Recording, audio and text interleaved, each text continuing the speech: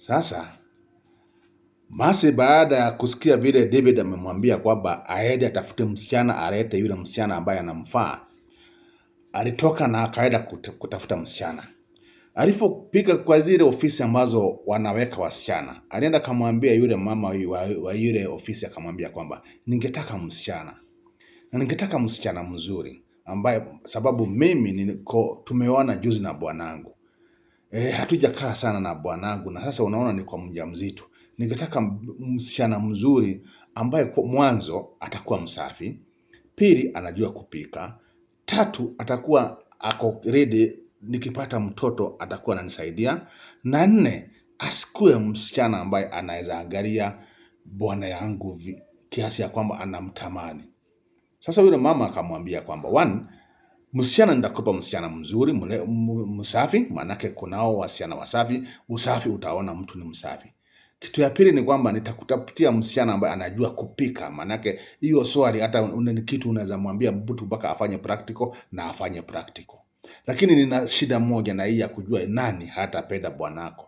Sababu ukimwangalia tu huwezi jua nani anaweza penda, nani hawezi penda. Kwa hivyo nitakupa tu, wewe ukienda na yeye, wewe ndio utajua tu ni gani atapenda bwanako na nani hawezi penda bwanako. Otherwise nikisema tuamue tukiwa hapa, nitakuwa na kukosea, na labda utachukia hii sehemu yangu, na next time ukitaka msichana ukose kuja, sababu nilikwambia kwamba hatapenda na labda aende apende.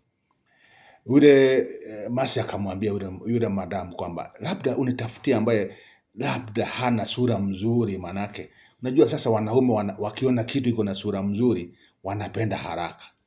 Madamu akamwambia kulingana na experience yangu, anaweza kuwa hana sura mzuri lakini bado awe anapendeka.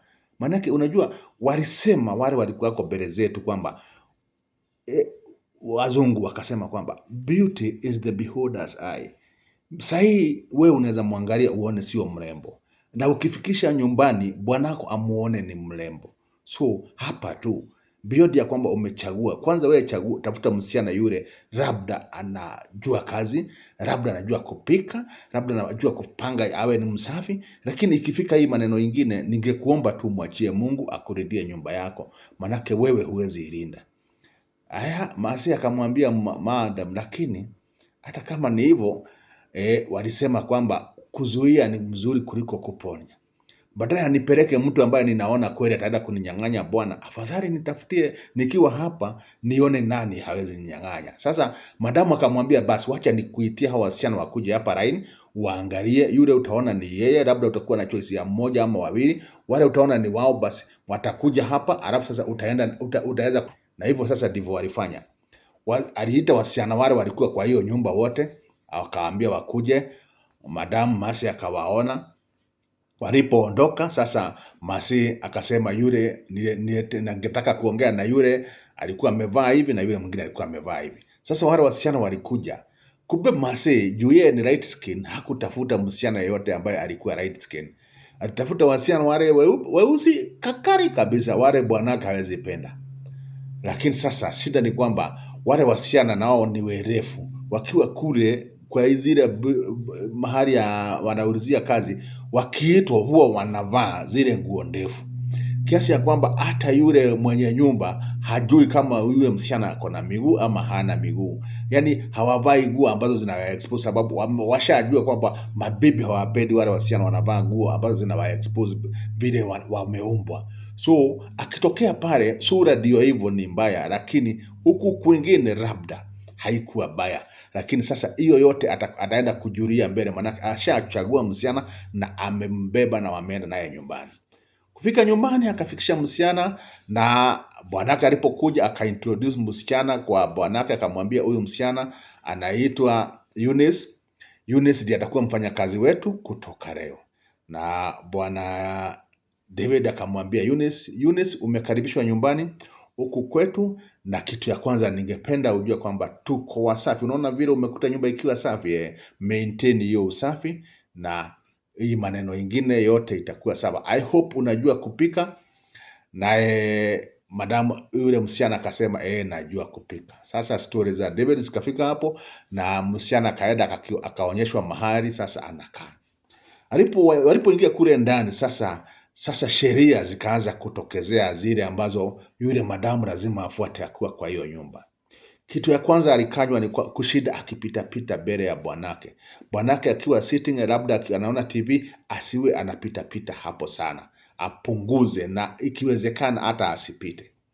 Bwanake aachane na yeye. Kufeed bwanake ni mambo ya madamu.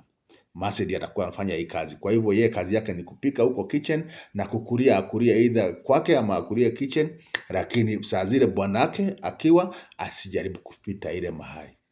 Na ikakuwa ni hivyo, na sasa madamu akaanza, uhusiano wa kazi akaanza kazi. Sasa mimi nitarudi hapa tu nikuja na sehemu ya tatu, nikwambie labda yule madamu ambaye ameajiriwa kwa hiyo nyumba ataona zile sheria ziko sawa, atazifuata ama hatazifuata, na je, msichana ni msafi ama sio msafi? Haya, alafu ile macho ya bibi Mercy kuona kwamba huyu msichana sio mrembo, ni kweli hakuwa mrembo ama David atamuona akiwa mrembo? Hii yote itakuja kudhibitika, mwanake hapa tu Kireho TV tutakuja kusema ukweli kwamba David anaonaje. Yule msichana amekuja, yeye anamwangalia ama hamwangalii? Yule msichana vile ameambiwa kwamba usikue unakaa karibu na bwanangu ama unapita mbele ya bwanangu, sasa itakuwa ni kama unakatazwa kitu.